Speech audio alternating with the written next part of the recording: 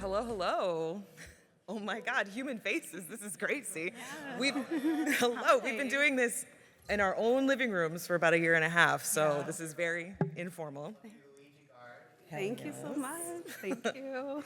Thank you for joining us for this. It's going to be a little unhinged. It's not going to be academic at all. We are two costume nerds who work in theatrical costume, and so we just do this out of enthusiasm, and we are very glad to share this experience with you. So welcome. Yeah, thank you guys so much for coming.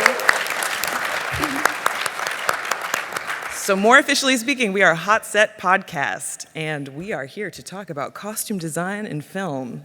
Please. Yeah, I think for both of us, it was, we were looking for a different creative outlet because we both work in the theater industry, but obviously the last few years have been different than previous. So we were, I think, both looking for kind of a new way to stay engaged with the concept of design, but maybe do it something a little different. So yeah, we decided to just nerd out about costumes and ask a lot of questions that maybe we don't know the answers to, and just like have a conversation about it and see, you know, what we could bring to this sort of like insider outsider perspective of knowing about design but not working in the film industry. So there's a lot of times where we are like, I don't know why this happened, but we'll ask questions. We might not have very many answers. This is not super deeply researched. Yeah. Just a disclaimer. But yes. Yeah. So yeah, just a little bit about us. Did y'all know you can do photo shoots at JCPenney still? Oh my gosh. Because you can. You can. And they will give you prompts that you never would have thought of before. Like besties. Kill your friend. Yes. It's fantastic. I highly recommend it. They gave us props to play with in the photo shoot. We had giant lollipops at one point. It's fantastic, and it's very reasonably priced, so I recommend it to anyone. All right. So I'm a freelance costume designer and technician. Technician means that I'm a builder. I fabricate things. I sew things. I have been in professional and educational theater for about 8.5 years, and I'm an arts educator for youth in San Francisco and the Bay Area. And studied costume, studied illustration, and you are? And I'm also a freelance designer and technician, so sometimes I'll work as a designer, sometimes I'll, you know, assist or build things for another designer on their show. I have an MFA in costume design from the University of Washington in Seattle and a bachelor's in drama from San Francisco State University, and I've been working in the industry for about 15 years, but like I said, the last few years have been a little weird. Different. So my I haven't been full-time in it in a little while, but it's starting to come back. So that's starting to change, and that's great. So that's enough about us. That's us. But what we're here to talk about today. Ooh, boy. Super Mario Brothers 1993. Yes! Oh, my God. I had not seen this movie in about 20 years. Same. And ooh, you remember a lot of things. Because, like, when you're 10 and you're watching this, you're like, this makes no sense. And then you're 30-something, and you're like, this makes no sense. None. But it's so beautiful that it doesn't make any sense. Has everyone here, is there anyone here who has not seen this movie at all? Okay. Let us be your entryway. Highly recommend. Oh my God, we are coming at this with a lot of love, a lot of enthusiasm, but this is insane. And it has so little to do with the games. Especially in contrast with the animated movie. Oh, so true. I know. Like, so stark contrast could not be more stark. I think we're going to read the sort of log line from IMDb. In case anyone is unfamiliar with the movie. So, 2 Brooklyn plumbers, Mario and Luigi, must travel to another dimension to rescue a princess from the evil dictator King Koopa and stop him from taking over the world. Okay, and now let's watch the trailer.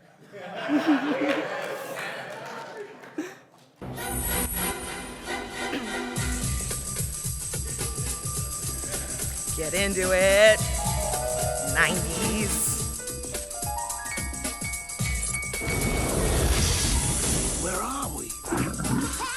feeling we're not in Brooklyn no more.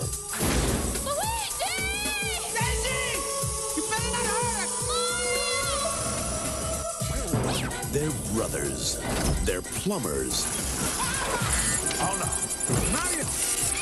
Luigi! They're on the trail of a kidnapped princess and a mystical meteorite. It's incredible! That gives anyone who possesses it the power to rule the universe. Get me the rock! Come and get it, lizard breath! Now, they must rescue the princess. Alien species escaping. And make it safely back Later, alligator. to our world Are you alright? before time runs out. Shoot him! You're a bad plumber! Look out, Mario! Get him! Yes! No, stop! Gotcha! No, not again! Super Mario Brothers. This ain't no game. Okay. Yes. You're magic.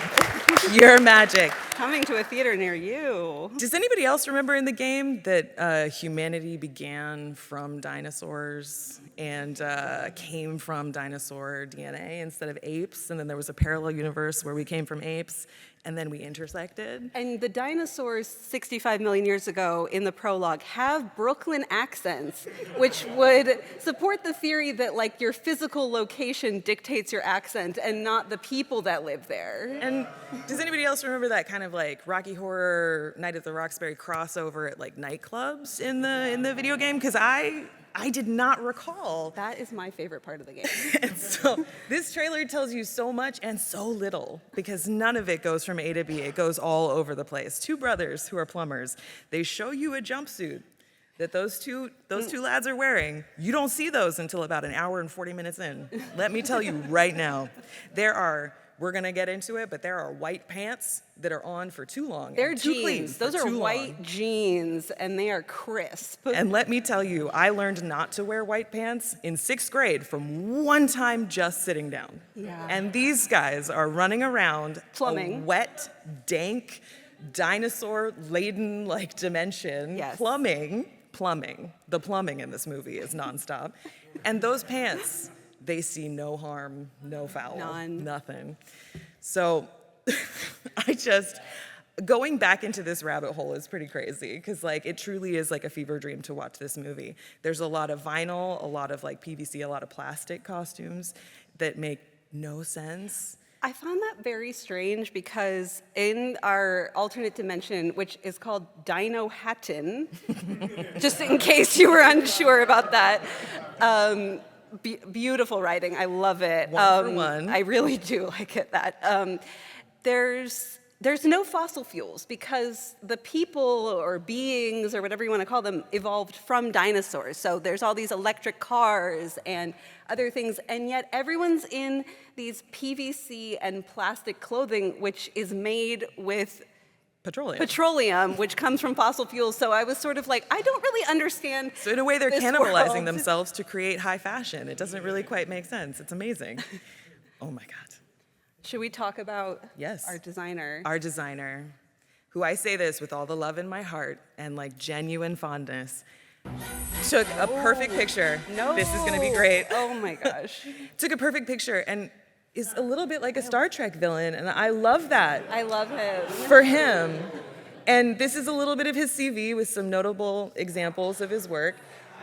And there is so much that happens. People refer to him as a peacock because of how he dresses. And so when you see a costume designer who takes this much enjoyment in their personal style, you know you're going on a great road, on a great adventure. And he does not let you down.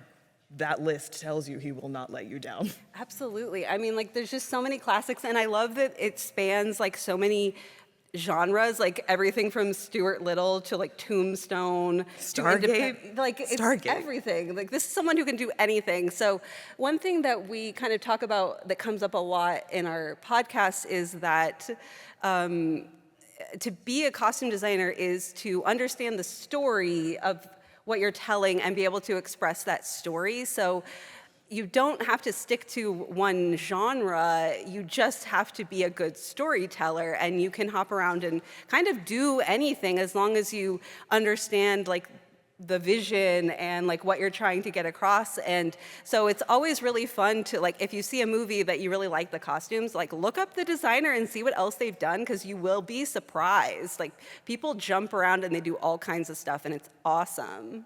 I'm curious, why is China hyphen next to Iron Man 3? Great So question. That was such an thank you. That is such an interesting credit. So I found when I looked on his CV, so I guess we should say that when you're doing a film, generally in our modern times that we live in now, you have one costume designer, and they're like managing the design of the entire film and working with a team of people to make those things real.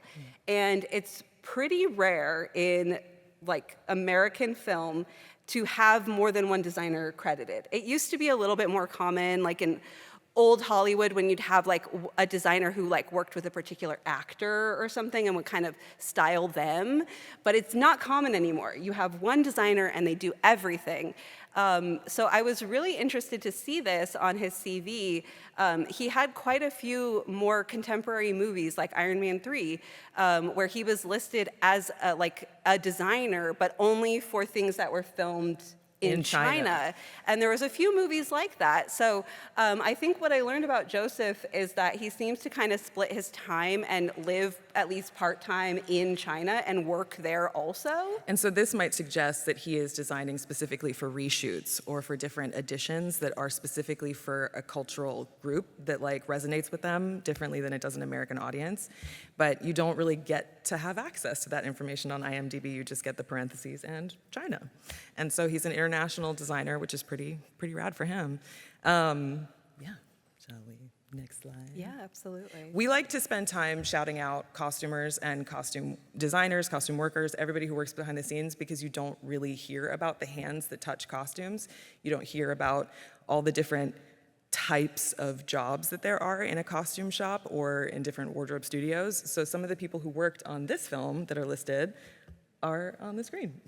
Yeah, so we have like, these are more people that would be, a lot of these people would be like on set, especially our costume supervisor. So that's kind of like a managerial role, as you would imagine. So they're someone who's making sure that everything happens during shooting, which is a huge job. So yeah, we just like to shout out all the people that make movies happen, because it takes so many people. I mean, you watch a movie and the credits just like keep rolling, but we don't know very many of their names most of the time. So it's a really fun excuse for us to like learn more about these people just as we're like watching the film, because we're interested and we just want to know more. And a lot of the time, costumers don't get listed. The costume house that they work for gets listed, so their names never really make it onto the credit for a film, which is a little infuriating sometimes.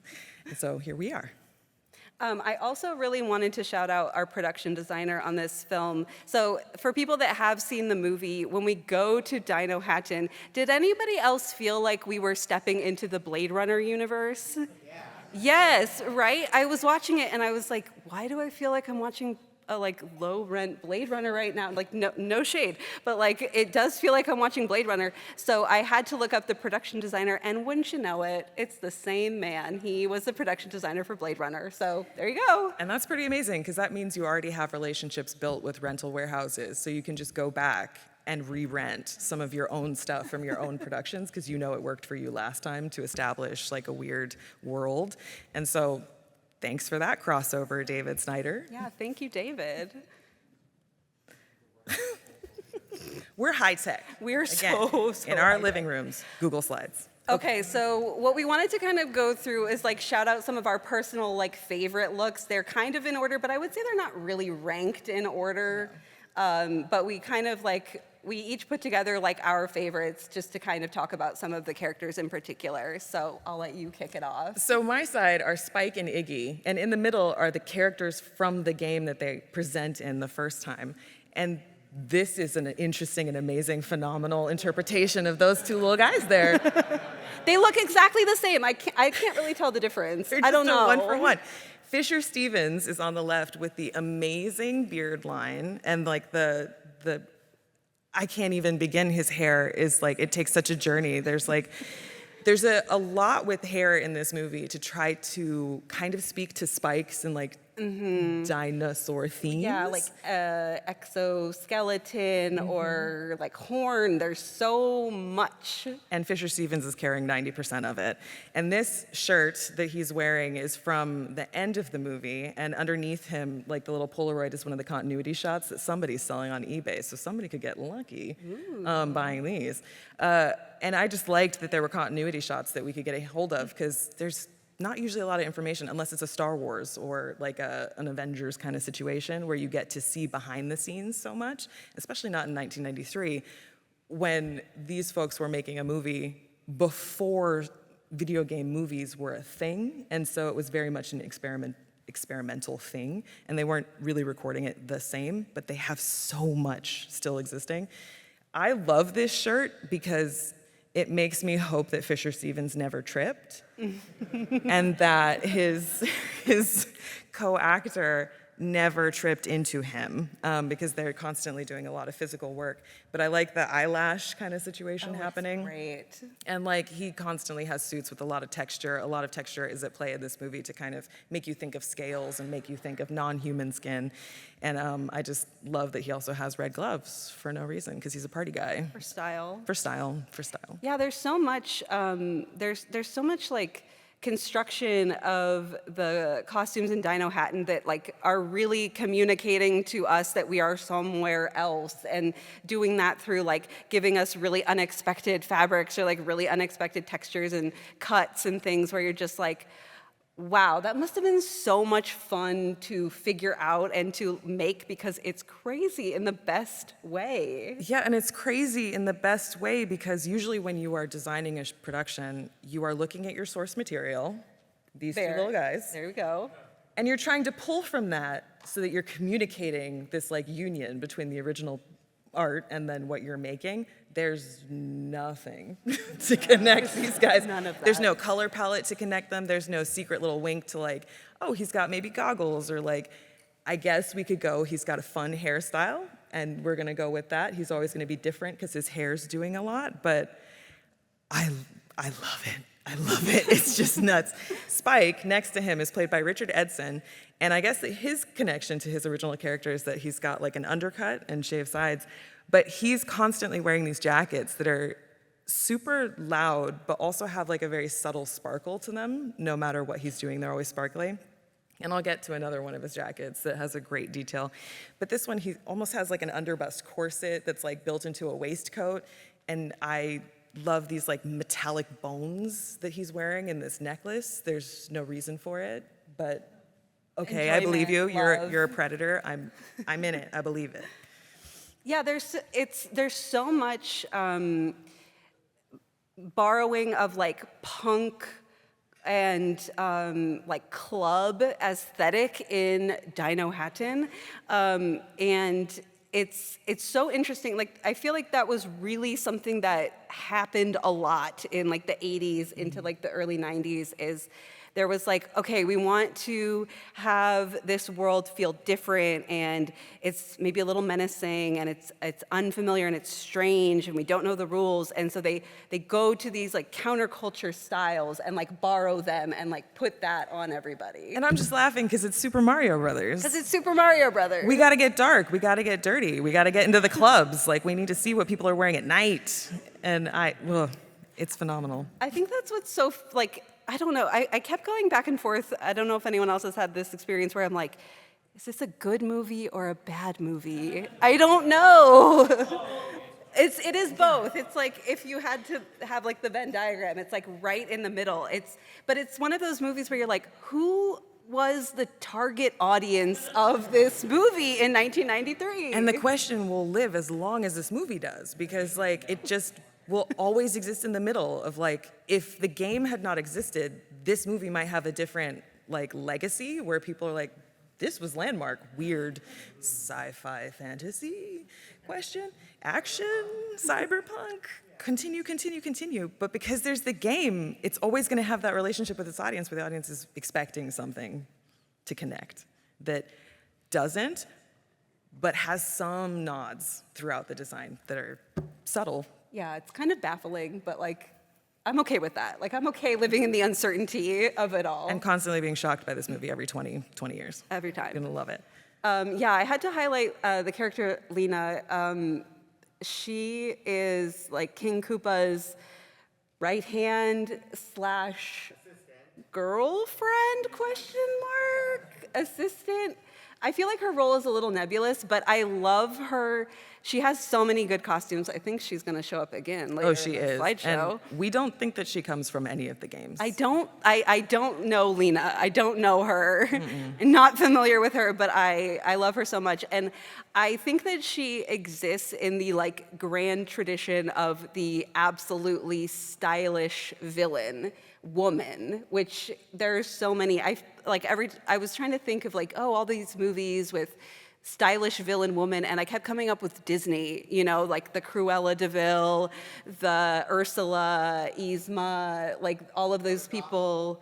Yes, Mother Gothel, thank you. Yes, and there's just something about like these sort of like villainess characters where they just have to be absolutely stylish, absolutely beautiful, and absolutely snatched in that dress. Like I love the shaping. There's clearly like a very intense corset situation happening underneath this dress to create this line on her, but there's these like weird sort of like the like lines on it are some kind of like maybe vinyl like painted applique or something going on here, and it's just like a fascinating look, and it's very early 90s. It looks like it's like totally taking from like fashion, couture, all of those things, and like swirling it all together with this like Mario-inspired thing. And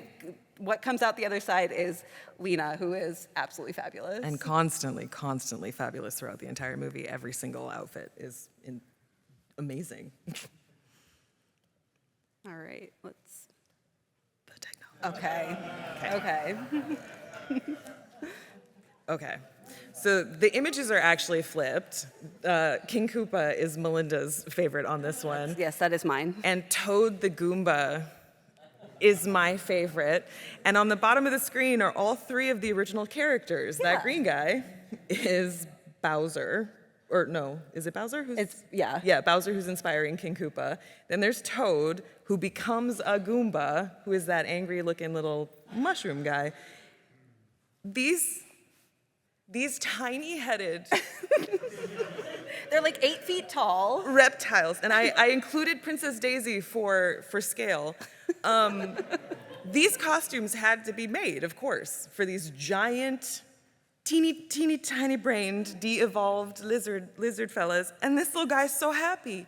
He was a musician who was like fighting against King Koopa, and then he got shrunk and expanded at the same time. And every time we see them on the screen, I get so emotional about it, because who are you, and why are you the police force? And how come it's so easy to distract you and get you to stop like, attacking people by just teaching you how to dance? Swaying in the elevator. And he starts like blowing into that harmonica when he's really enthusiastic about something. But I loved watching these creatures move, because obviously the actor's head is about the same height as Princess Daisy, and then there's this little animatronic that sits on top, and the costume is a whole structure that's built to disguise that. And I would love to have been on a team that had to work on all of these giant costume pieces and then see them in motion, because they're heavy.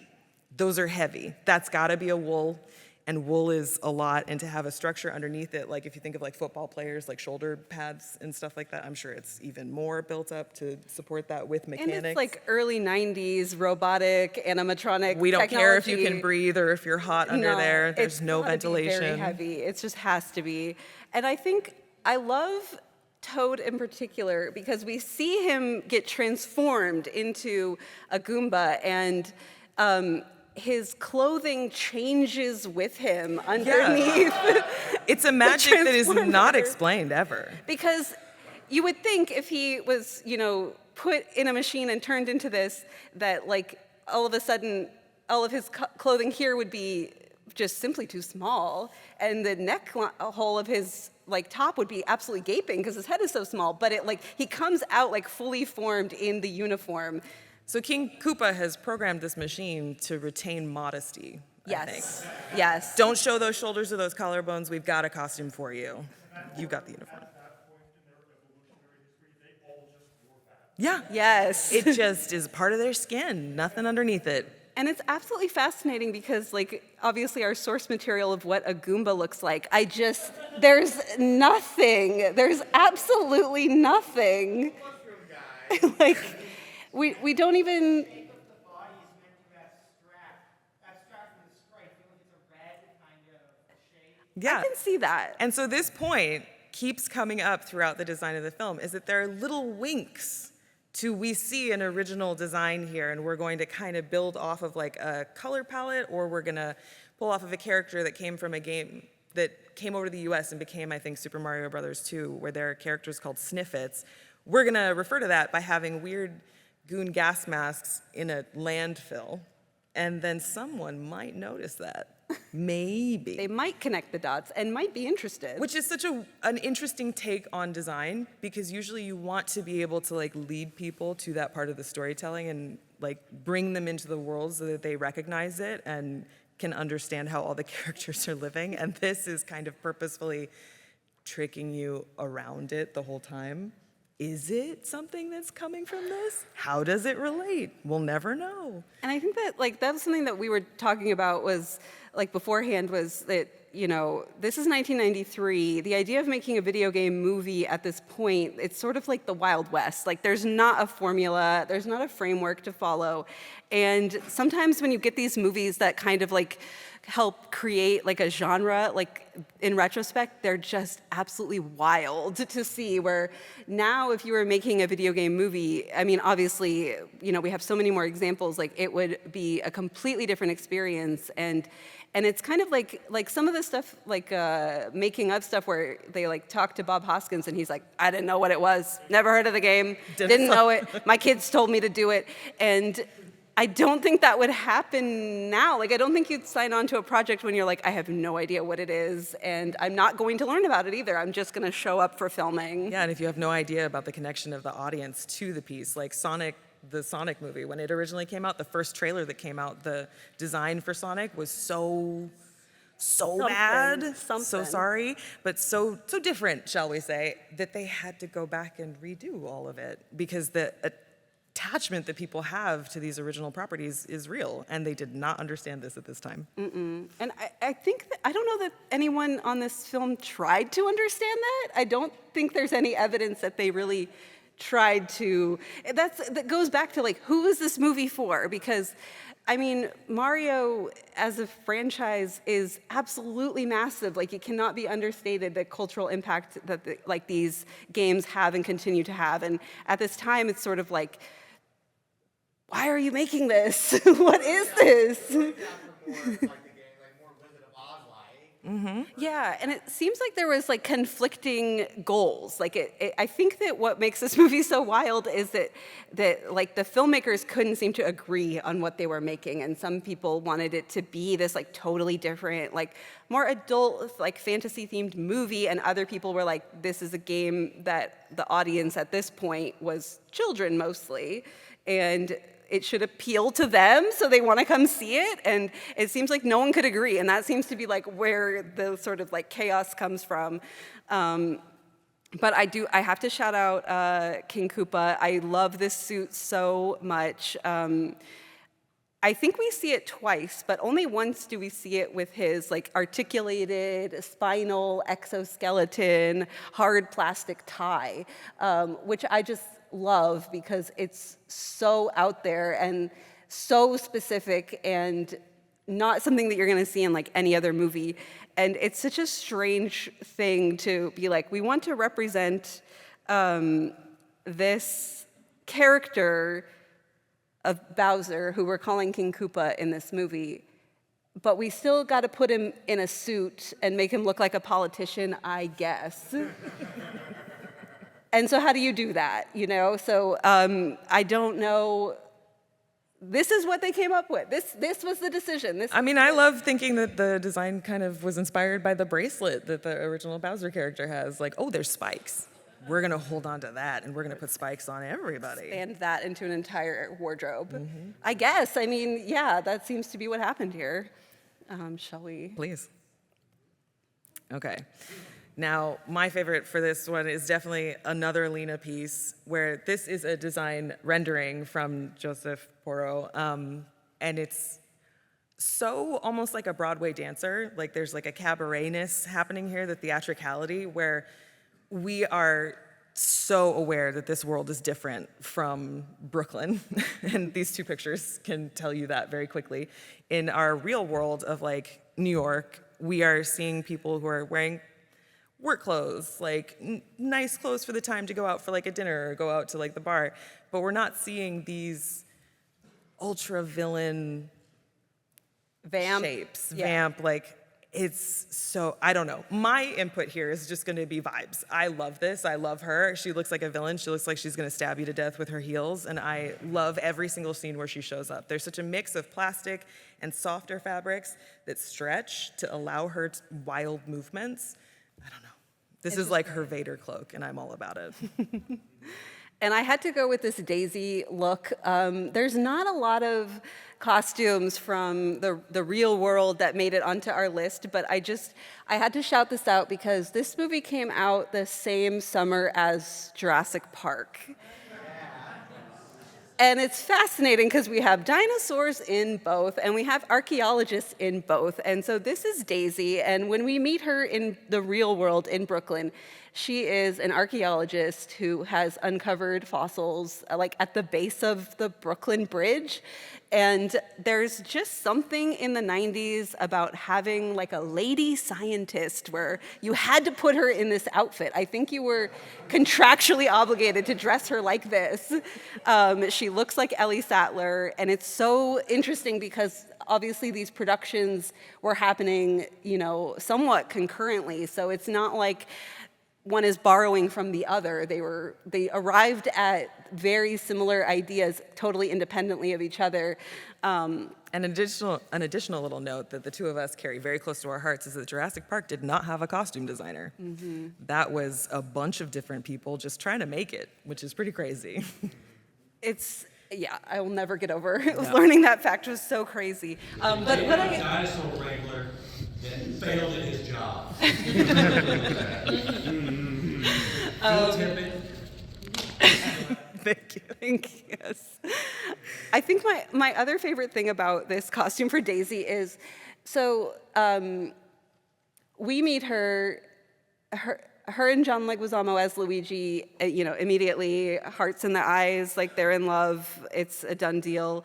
They go on their first date, which is a double date, Mario and Daniela, and Luigi and Daisy wears this outfit on the date. She comes straight from the archaeological dig to like a very stereotypical Italian restaurant for like a spaghetti dinner. But to be fair, look at how clean and crisp this archaeological dig outfit is. It really There is is. no dirt anywhere, there's no sweat stains, like she is ready for that restaurant dinner. I just love it. There's just like, it's so interesting to have like the different like representations of female characters in this movie in particular where, you know, where we're using costumes to like code them in very particular ways. Like you would never confuse the personality of Lena and Daisy just based on these images. You don't even have to see the movie. We have the vamp, we have the ingenue, we have our Disney plotline ready to go. Start singing. It's absolutely fantastic, and it's such a fun contrast with Daisy and Daniela, who's very much dressed for her date for her to be like, you can pick me up from the dig, it's fine. I'll be in my like dusty clothes, it's okay, we'll go to dinner. It's such a fascinating perspective on female characters in this era to have the, you know, take me seriously, has to have a particular look, as opposed to just being a serious character. It's fascinating to me. And from her origins in the game, Princess Daisy, she has a color palette of like yellow, basically, and we never see that. Never. Here. The same way that we almost never see Mario and Luigi in their red and green. They're always switched until they finally get those jumpsuits later in the movie. So that's another example of like playing with what do we know? What have we researched? How familiar are we with the game, and how much are we going to give that to you, or just like wink about it? She's interesting. Amazing. Okay. Okay. So We both agree. we both picked this one. This is the Night at the Roxbury Club scene where they're kind of supposed to be incognito. This is in my notes. I called this the "In the Club We All Fam" outfit of the movie. These suits are everything. They're so crazy. I love them. I mean, the lapel on Mario's jacket is like this jagged little edge that you don't see ever. And so it's like, thank you for that. That's a theme that recurs throughout the design of this movie, are these like jagged sort of dino teeth shapes. And Luigi, the typical Luigi outfit, hot pink, orange, Like a Flavor Flav clock necklace, maybe. just ready to go plumbing. He's got like 6 buttons on his sleeve of his jacket where you would normally have like 2 or 3. Don't know why. And he has, I think, no lapel either. Yeah, oh, So yeah. we're playing with that real hard. I think it's also like a zipper down the front of his top, maybe. Like it's such an outfit, and it's so. It makes me think of the scene in European Vacation where they have to go shopping in Italy because all of their stuff gets stolen, and they just end up in these like wild designer looks. If anyone knows what I'm talking about, but it's just like. Oh, and of course we can't ignore the fact that Mario is wearing yellow gloves. The gloves. Yellow leather gloves. For what? For why? For whomst? It just would have been such an interesting opportunity to put them in red and green, and they said no. They said no. We don't need that. At the beginning of the movie, we see Luigi in a red zip-up hoodie, and we see Mario, I think, in a green like jacket or hoodie. And then we're just like so hungry. We're so hungry for those color identifications. Be like, show us those characters as we know them, and they just keep holding that, keep holding it, and putting them in wild outfits one after the other. These are one of the biggest gift of the movie. Agreed. Because they're so not fit for the characters. It's just showing how much they stand out in this world because they're trying to hide in a club by looking like other people in the club, except for the one businessman that you see in the scene, who's just got a tie and he looks like he just rolled out of Wall Street. Maybe he came through the portal. Yeah. We don't know. We do have like gangsters in the Brooklyn world that are very also, again, like very stereotypical where you're like, okay, I guess that's what we're doing here. The Italian stereotypes are out of this world. Should we talk about the fact that their names are Mario, and Luigi Mario. I don't think it would be right if we didn't talk And about that Mario was a mother and a father to his brother Luigi Mario. Yeah. Is he related by blood? I love this question and I have no answers. It feels ambiguous in the movie. I don't think they really answer. I think it also is worth mentioning that in the sort of prologue scenes of the movie, we see Daisy hatch out of a dinosaur egg in a convent surrounded by nuns. And her mother, who is played by the same actress, is dressed as kind of like a cyberpunk witch Yes. who runs away in the night. And she's the queen. Yes. As she should be. Yes. Yes. It makes perfect sense. I have no questions, no notes. I'm on board. This is the game that I'm very familiar with. The fact that we had to distill down and force ourselves into this format, because otherwise we would be here for way too long talking about way too many things. Watch this movie. Watch this movie. Please, watch it again. Watch it tonight.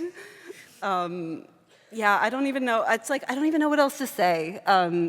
Beautiful tailoring, wonderful ideas, absolutely bonkers, but executed perfectly. What more could you ask for in a film? Oh, yeah. Oh. There's a theme of dangly things from cuffs. Yes. they really wanted to catch light. And so a lot of these costumes with the PVC, the vinyl, all that stuff, it's catching light in this dark, dank world. And so throwing rhinestones on Mario is chef kiss. Throwing that Flava Flav clock on Luigi Mario, amazing. How better to draw your eye to the zipper, needing that. And it is, I mean, we should be very clear, it's never daytime in Nope. Dino Hatton. It is always just a pitch black void in the sky, which is your number one indication that we're just filming this in a giant warehouse somewhere and we didn't do anything up there. It's so confusing to me watching that because I don't know why they made that decision. I don't know why they made any of the decisions. don't And know. that's why we exist in this space of I love you and I'm so confused by you. Yeah. I think it's okay to love things that you don't understand. Thank you, Melinda. Yeah. Thank you. Okay. All right, back to Spike and Iggy, our favorites. They are so good. Yeah. Yeah, exactly. So you'll always know who's who, and you'll always follow it. I am so obsessed with the makeup and hair design on Fisher Stevens. The blocked out eyebrows, for why? To make him look more like a lizard, I think so. and it works for my heart. It does. This little lizard man, and the texture of the suit, we couldn't find a good enough photo really to show the texture like really clearly. This is like a pretty good one, the collector's card, in case you want one of those, they exist. But like, it kind of makes you think of Scales Yeah. a little bit because it's so busy and there's so much going on. But what's going on with this red jacket? Okay, I love this red jacket, and I had to include this particular photo, even though The it's best like part. very grainy and not the best quality photo. But I needed one that showed that this jacket was clearly like stolen from a department store because it's still got the security tag, And the price the sales tag. and like those like label tags that you have to like pick off after you buy a suit jacket. It's got all of that. So clearly he like walked by a store, grabbed it, and just continued on his way because he's bad. He's a bad guy. He's bad, but he's also so not a part of this world that he's like, I don't know, maybe that belongs there. And like he keeps it. And you see him throughout the movie while he's wearing this jacket kind of play with it. And there's like a little lizard that also eats half of it. Yeah. But it's like a little feature for his character to play with. It's like stage business. And so it's not just like I'm a bad boy.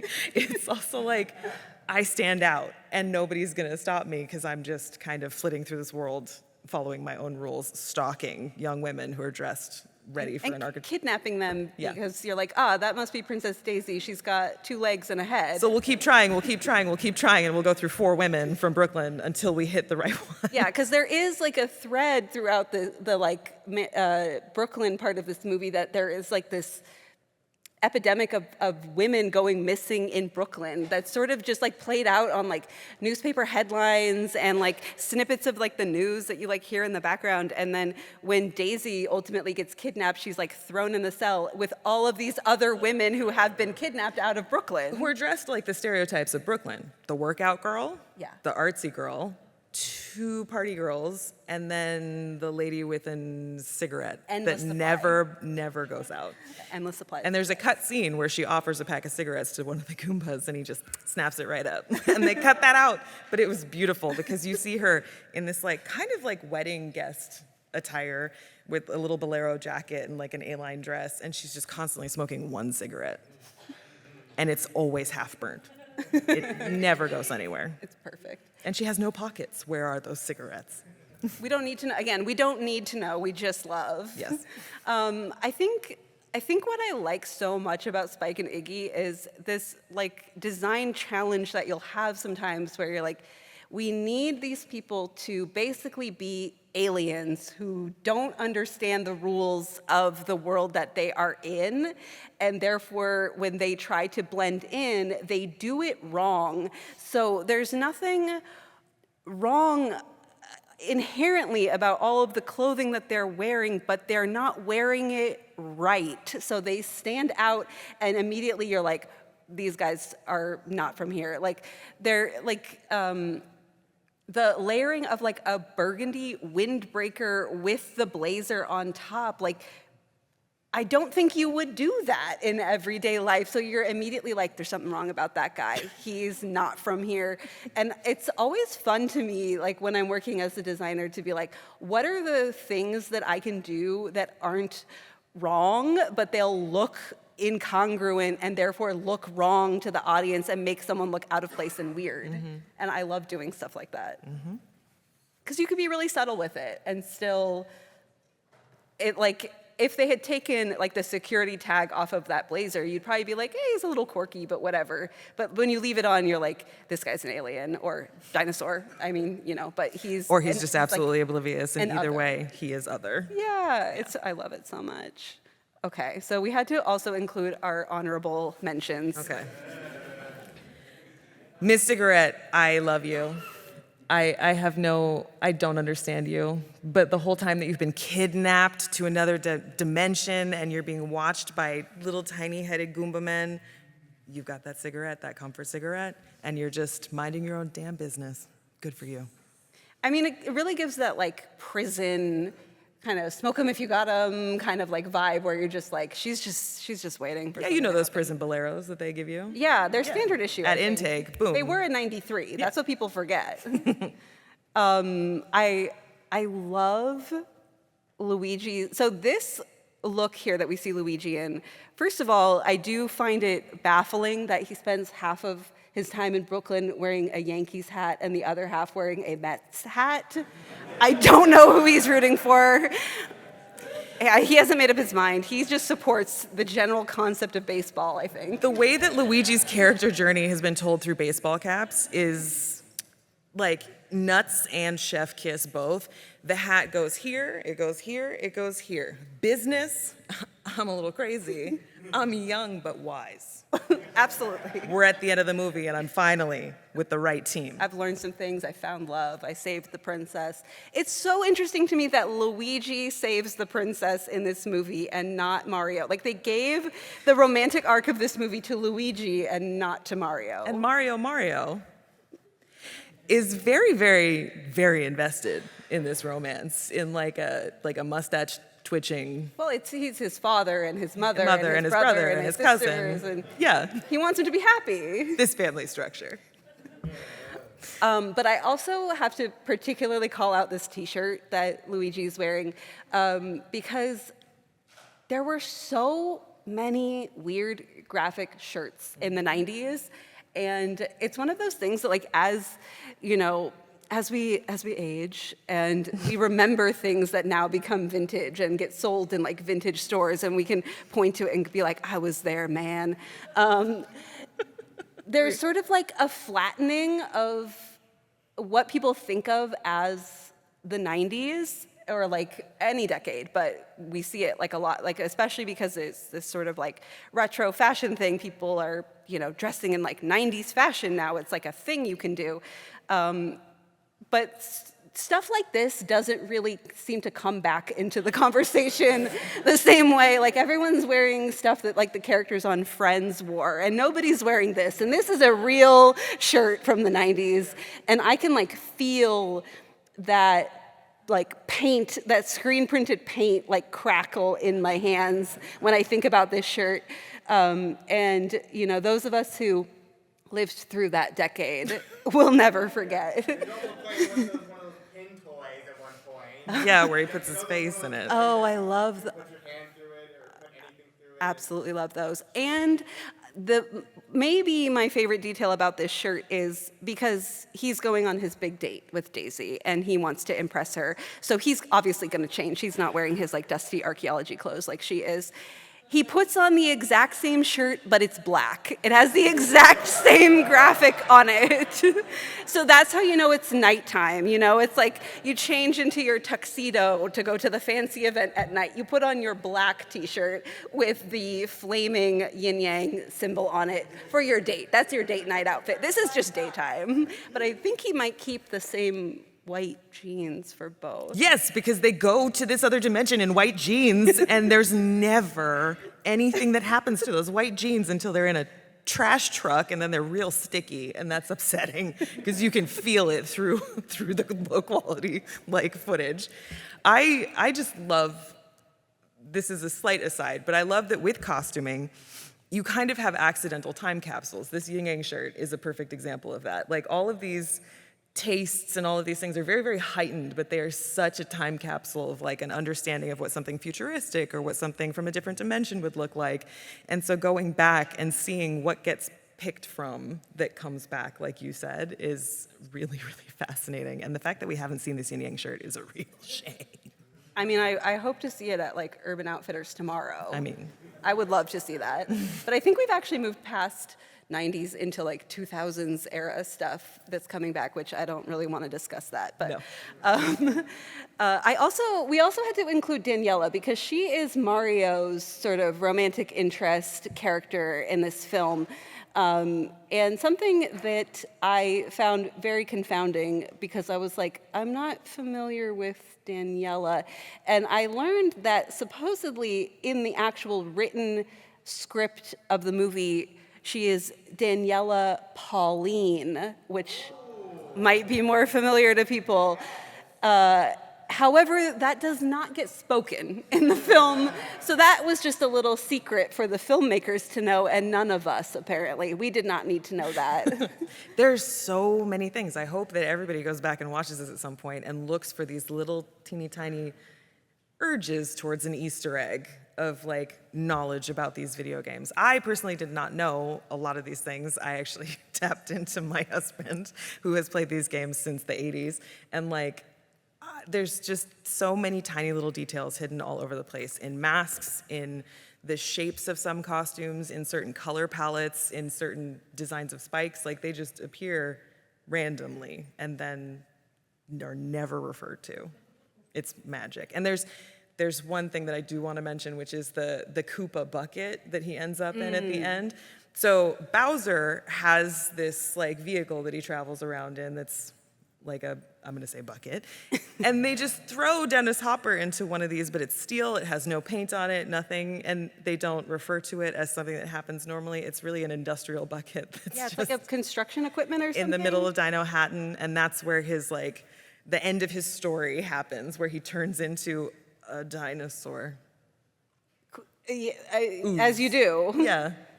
He sort of has like flashes, but yeah, even like the photo that I used of him with like the dinosaur hands, I'm not 100% sure that that like crisp image happens in the movie. Or like it flashes and they go back to like human hands. I don't remember a scene where he was threatening Mario and Luigi Or, like, Mario doing mime with the work. spirit fingers. I wish it was present, but I Yeah. don't think it was happening. Yeah, I mean, like final thoughts? Final thoughts, this movie's gonna haunt you. It's gonna haunt you, you're gonna ask so many questions, you're never, ever gonna get an answer.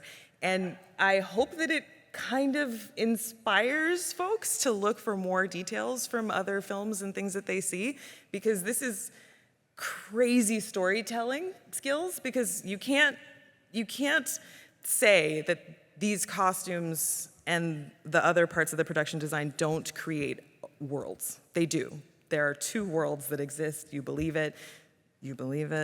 But they don't tell the story that you're expecting. And so you have an emotional response to that you wouldn't normally have when you're watching a different film, because you're being told the story you're kind of expecting through the costume, through the production design, through the sound, all of that stuff. And this is just fighting with that constantly. So I don't know. It's a real one. I think that, yeah, that like tension maybe is like the word It's a good between word. like expectation and what you're delivered on screen certainly makes it an unforgettable movie. Yes. But yeah, I think I just have to reiterate what I said before, that like there wasn't really precedent for how to make a video game movie, I think, at this point. And it's just kind of bizarre, because I think that that people would, like if you were making this movie now, I feel like there's every expectation that people that were making the movie would have grown up playing these games. Or that you would contractually have to meet certain things Right. based on the game. That's so true. Yes. And this is Yeah. an example of what happens when you don't do that. But it's also an example of experimentation.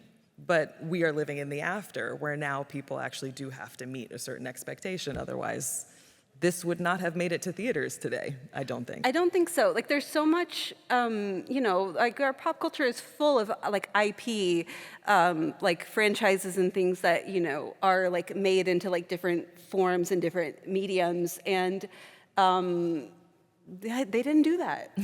They didn't do that. And I don't think that there was an expectation at all back then that you would do that, because people hadn't done it before. And it's just sort of like it exists in this time when like filmmakers, I think, weren't beholden to the property that they were like referencing or like basing their thing off of. But I'm not totally sure when that changed, but I'm going to say right after this. they're like, we Because got to do something else. People who loved the IP asked a genuine question: what is this? And why do you think I want this? And people couldn't answer it. Yeah, absolutely. Yeah, it's so, yeah. So thank you so much for coming. And yeah, you had a... Sure. I'm a time traveler, so I know all the names. Thank you. I want to ask you, so were you ever able to locate any interviews with the actors and actresses, and what their thoughts were at the time? Oh boy, I did read some things, and it seems like it was not a positive No. experience for the actors. I think a loose quote from Dennis Hopper was, "This was one of the most miserable experiences of his career." There was accounts of maybe some drinking before filming started of both him and John Leguizamo. I know they both got injured at various points, and I've read things that if you look closely in certain scenes, you can see like, they've got like a cast like on a finger that's like being masked and stuff like that. And I don't know how. It doesn't sound like a great environment to be working in. It's kind of fascinating. I think one thing that we've maybe talked about in previous episodes of our podcast is, as an actor, like you kind of have to be, an ambassador and a marketer of your project when it comes out. And if you don't feel good about it, you have to kind of go out there and sell it anyway. And it's only after time that people maybe start sharing their real feelings about a project. So it doesn't sound like they had a very good time making the film. It sounded kind of chaotic. It sounded like there was a lot of last-minute script rewrites and things being changed because it was going over time and over budget. So I think that you can see the evidence of that on the screen when you watch the film. We are almost out of time, so we just want to thank everybody really quick. And so sorry, sir, but thank you so much. This was our first time doing this in front of anybody, so thank you very much for joining us.